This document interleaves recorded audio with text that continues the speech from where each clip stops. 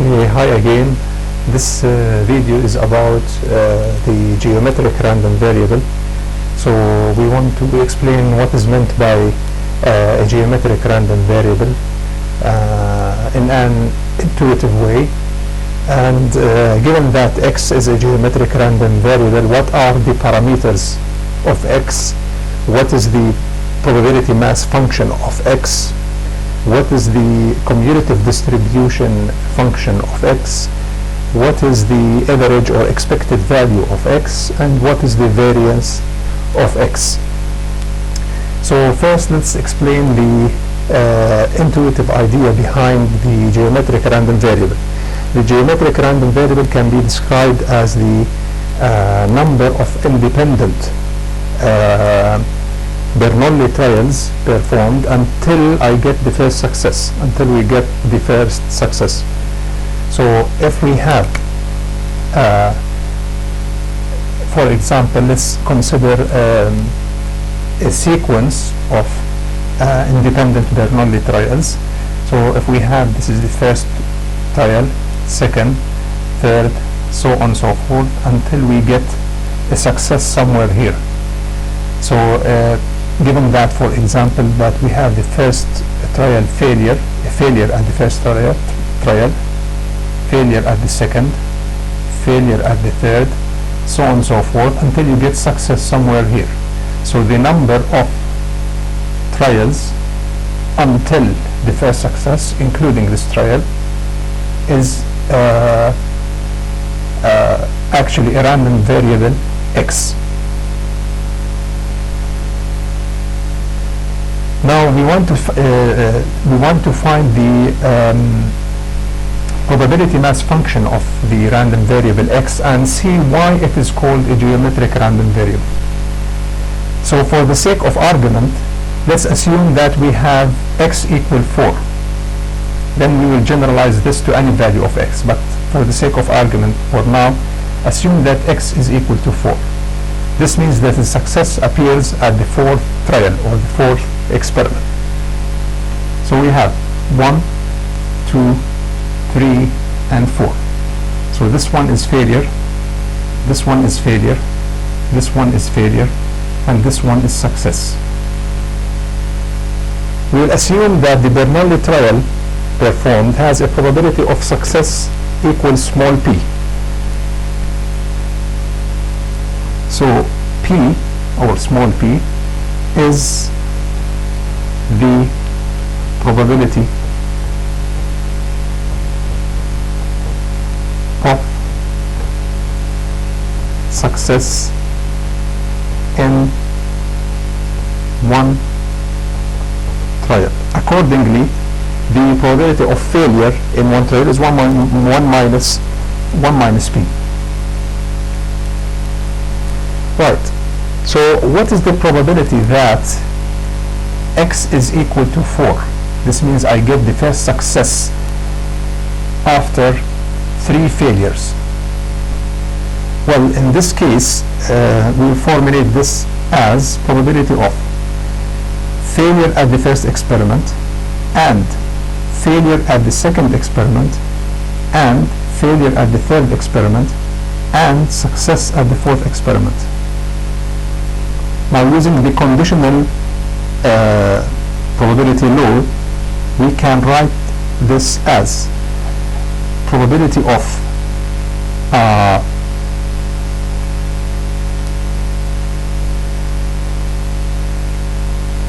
F1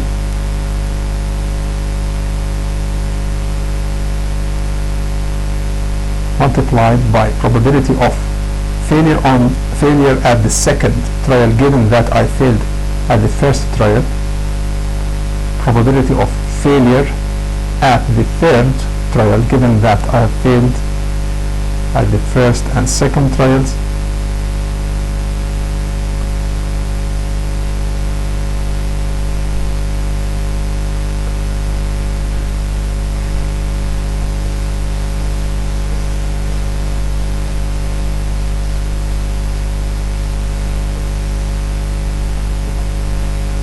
probability of success at the fourth trial, given that I have failed at the first and second and third trials. Now, because of the independence of these trials, the conditional term can disappear. So we can write this as probability of F1 multiplied by the probability of F2 multiplied by the probability of F3 multiplied by the probability of success at the fourth, because the probability of success at the second trial, given that the probability of failure at the second trial, given that I have failed at the first trial, does not actually affect the probability of failure at the second trial because of the independence. So this term actually doesn't mean anything, so it disappears. So all the conditionals will disappear. Now obviously we have 1 minus p multiplied by 1 minus p multiplied by 1 minus p multiplied by p. So this is 1 minus p to the power 3 multiplied by p. So this suggests the formula that we can have x minus 1 of failures and 1 final success. So generally speaking, we can generalize this to in general we can write the PMF of this variable Px of x is equal to 1 minus p x minus 1 multiplied by p, where x is equal to 1, 2, and so on. So this is the PMF of this random variable. This is the PMF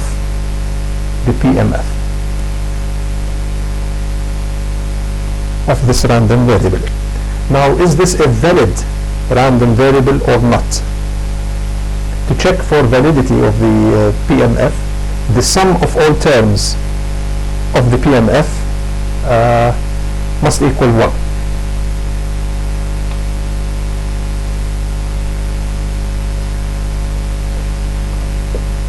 So we have to check if actually x equal, in general we have to start from 0, but in this PMF we can start from 1. Actually we should start at 1.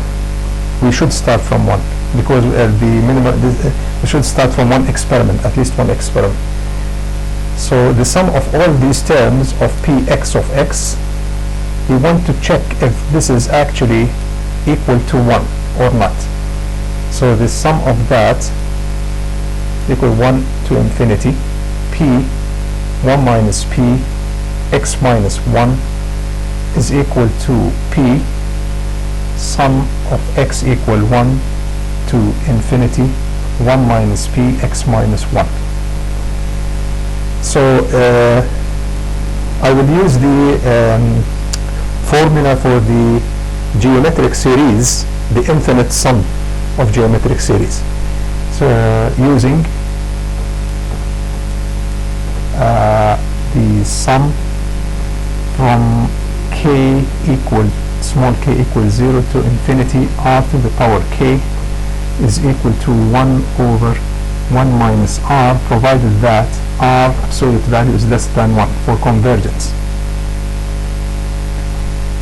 So this is a shifted version of this series, and because the term 1 minus p is less than 1, so this series converges. This series is actually a geometric series with an r less than 1, so it converges, and we can apply that formula of the infinite sum of geometric series. Can write this as p multiplied by 1 over 1 minus p, which is equal to p multiplied by 1 over p. This cancels with that, and this is 1. So this is a valid PMF.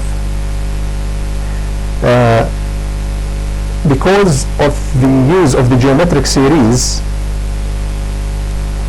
in this random variable, in calculating the PMF, this random variable is called the geometric random variable. So it is named after that geometric series.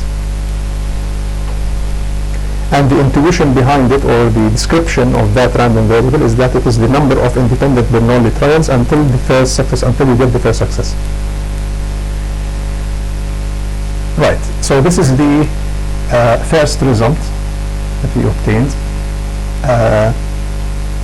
So we have x is a geometric random variable, and the parameter of that random variable is a small p, which is the number of success in one trial. The PMF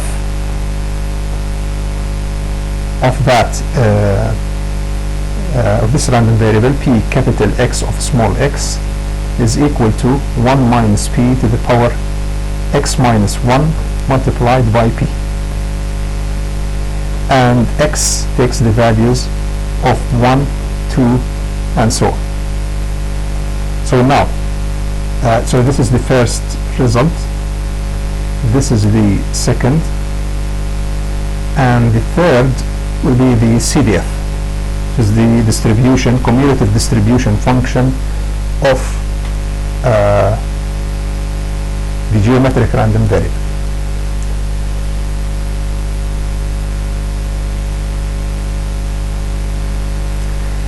Okay, so the CDF, in order to find the CDF, I will try to find the probability that x is larger than some value small x. That is, if we have a number of experiments here, and we continue somewhere here else, say that this point here is actually small x. So I want to find the probability that the random variable x takes values, or the first success appears after the trial x. So it could be here or here or here or here, somewhere else, but not before that. From this, I will try to deduce the CDF, which is the probability of x taking values less or equal to x. This is the complement of the CDF. This is sometimes called the complementary CDF. I can make an intuitive argument, actually, but let me do that after doing the algebraic argument. So it will be more convincing, maybe. So formally, we can find this according to this formula. I can take the sum of x of k, summing all terms, after the value of x, which is x plus 1 till infinity, and p, 1 minus p to the power k minus 1. Now I want to make this series appears as a shifted version of the geometric series, so I can use this formula again. So let's take p outside. We have the sum of small k equal to k plus 1 till infinity, 1 minus p, k minus 1. So I need some additional term here because I want this to appear like that, or to look like that. X plus 1 infinity, 1 minus p, k minus x plus 1. So I already have the minus 1 term here, but I introduced the minus x term, 1 minus p to the minus x, so I must multiply by 1 minus p to the power x, and this is p. So this is a shifted version of the geometric series, shifted by x plus 1, and therefore the sum of that series, as we have seen here, should be 1 over p.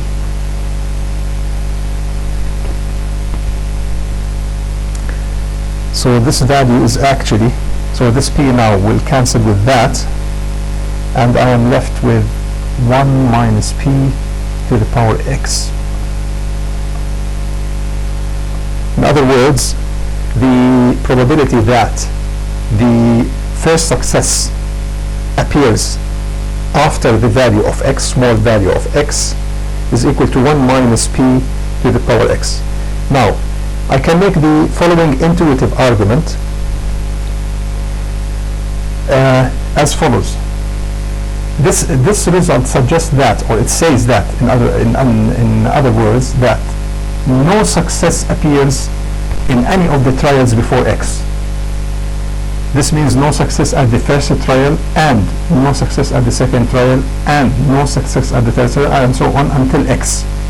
So if no success appears in any of the experiments from the first experiment till and including the x experiment, this means that the success will appear at any point after x. So this is equivalent of saying that the success can occur at x plus 1 or x plus 2 or x plus 3 and so on and so forth. So this is equivalent to saying that no success at all appears at the experiments from the first experiment till and including the x experiment. So this is the way you can think of it. Right, but this is probability of x taking values larger than small x. What is the CDF? Actually, the CDF can be obtained trivially from this result as follows. The CDF is defined as f capital X of x, which is equal to the probability of x taking values less than or equal x, which is the complement of this.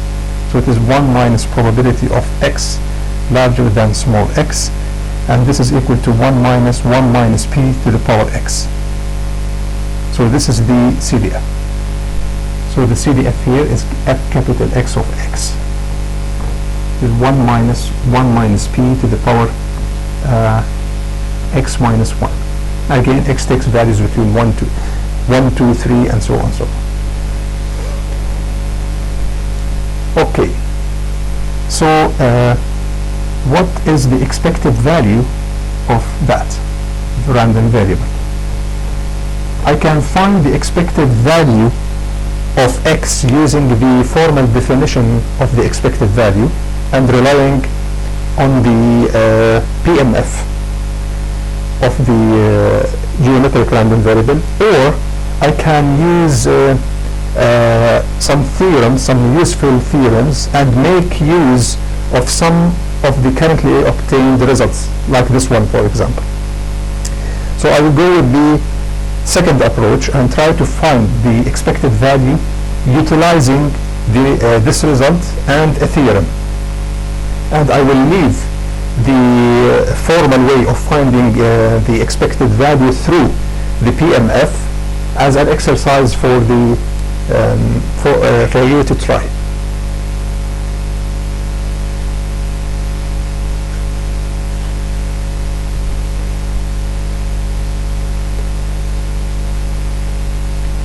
So let me erase that.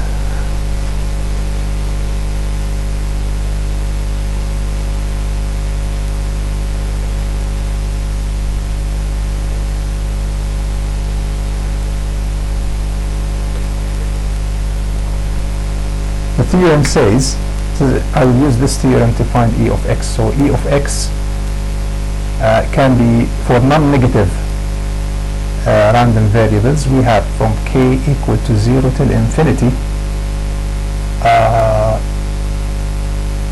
probability of x taking values larger than k.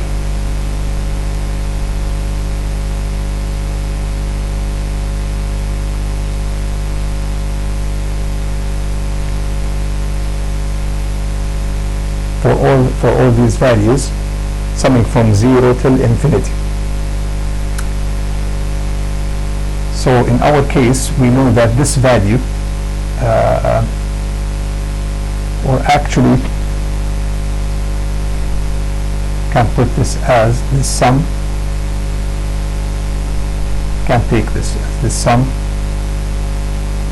from k equal to 0 till infinity, or 1 minus p to the power k.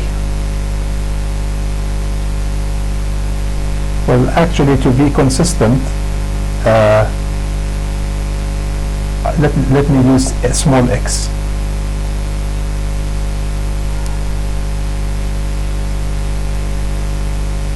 To be consistent with the notation that I have used when I first derived this value.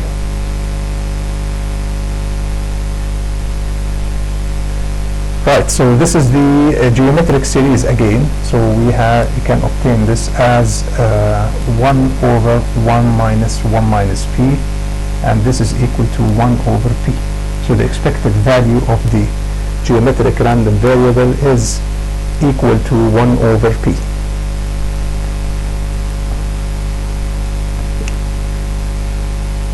So if you are tossing a fair coin, for example,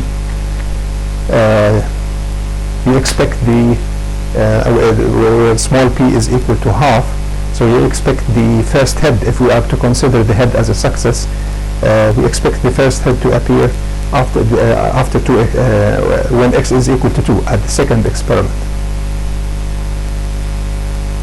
or at the second trial.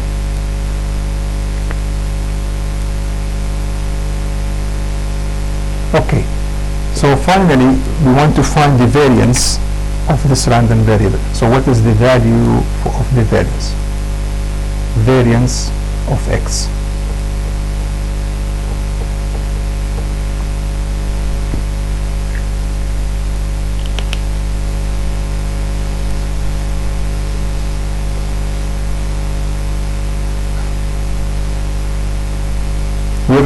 I will rely on the useful formula for the variance, which is variance of x is equal to the second moment of x minus the first moment squared. This is a useful identity used to compute the variance. So we already know the expected value of x, but we need to find the second moment. So I need to find the second moment through the formal definition of moments. Not use any characteristic functions or moment generating functions. Maybe I can do that in another video. But here we'll use the definition. This is x equal to 0 to infinity, or x squared px of x. This is the PMF. Observe that the first term in this series is equal to 0, so I can start from 1. Then we can change this to the sum x equal to 1 to infinity, x squared p 1 minus p to the power x minus 1.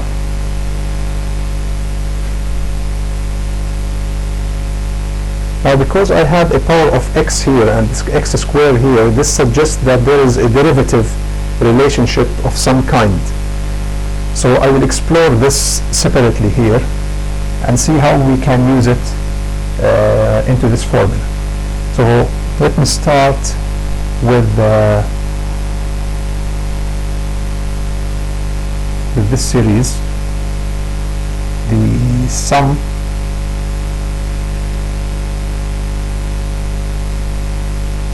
okay, I'll take this as p 1 minus p to the power x minus 1 from x equals 0, from x equal 1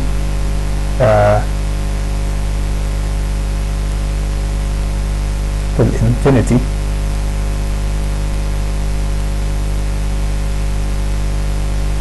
Okay, I will take this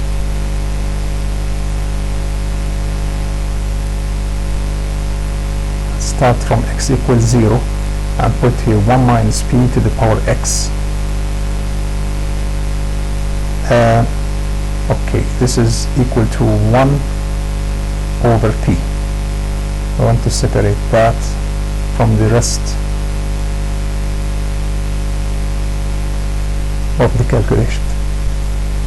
So if I take the derivative by d by dp for that, for both sides, d by dp, so this one equal to the sum of x is equal to the sum of x equal to 0 till infinity x 1 minus x to the power x minus 1 multiplied by the derivative of this term, which is minus 1. But this minus will also disappear by the minus that will appear from here. So I will cancel the minus from this side with the minus from this side. So this will be 1 over p squared. Observe that the first term in this series is equal to 0, so I can start from 1, x equal 1. Now I can take the second derivative, or further derive this again, the second derivative of this or the first derivative of that. d by dp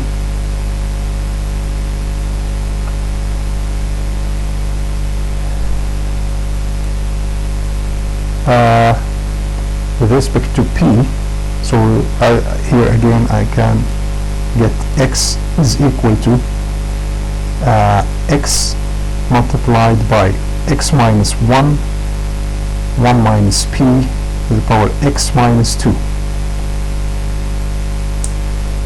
From x equal to 2, because at 1 again we have 0 term till infinity, and again we have a negative sign here, but it will cancel with that term. So here I will have 2p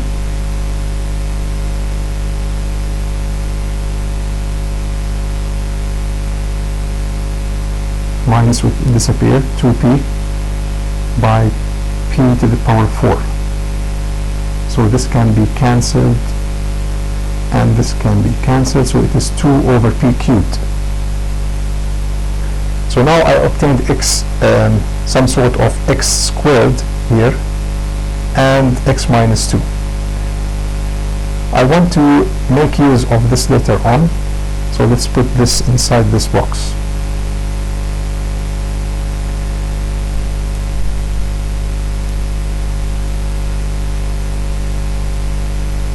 Right, let me take this further to another step here, and I will say that the sum of x equal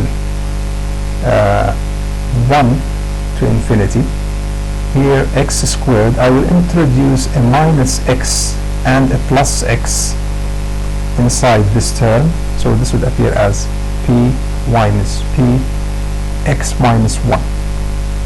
Nothing actually happens, just I put a minus x here and a plus x, so I want to make it appear like this term here, because this one is x squared minus x.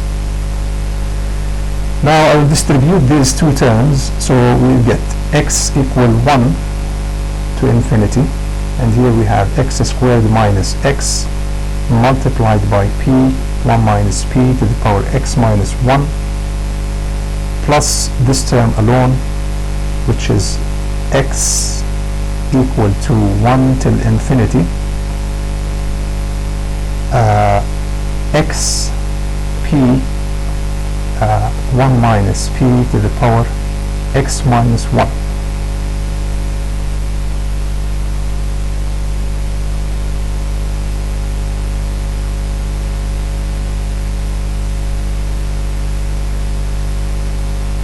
Right.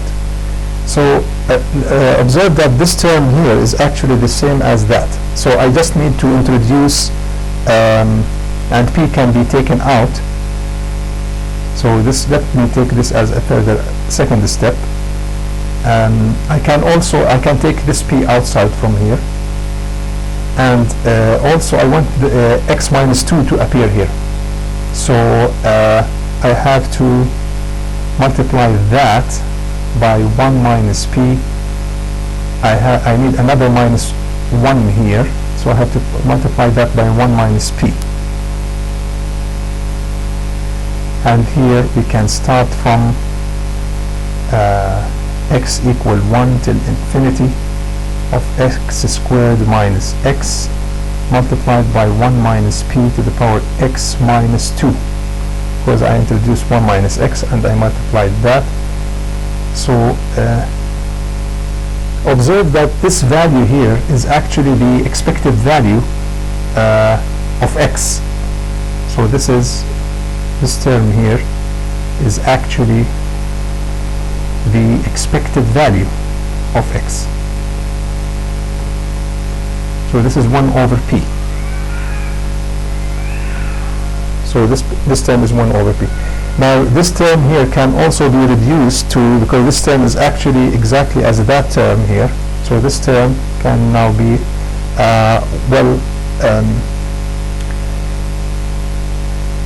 this is x minus, so I can, if I take x here as a common factor, I will obtain exactly this term. So the 1 here, the first, at x equal 1, this term is equal to 0, so I can start from 2 actually. So this term here can be reduced to 2 over p cubed. So this is 2 over p cubed multiplied by p, 1 minus p, plus 1 over p is this term.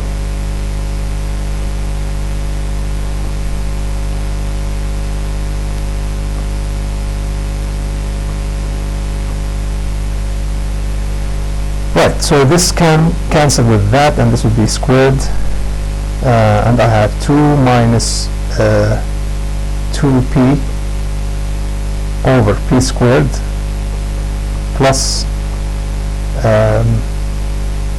p over p squared, and this is equal to 2 minus p over p squared.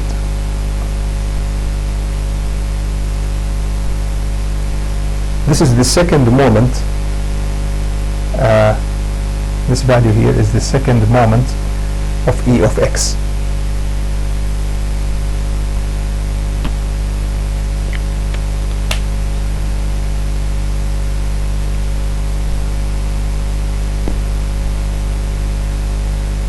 So what I need to do now is actually just taking that and plugging it in this formula. So the second moment here is equal to 2 minus p over p squared minus 1 over p squared, which is the expected value squared, and this is equal to 1 minus p over p squared. So this is the variance of the expected value. This is the variance of the geometric random variable. This is 1 minus p over p squared. So this is a quick derivation of the geometric of some of the moments of the important moments of the geometric random variable, and some of its characteristics, like for example the PMF and the CDF. Thank you for watching.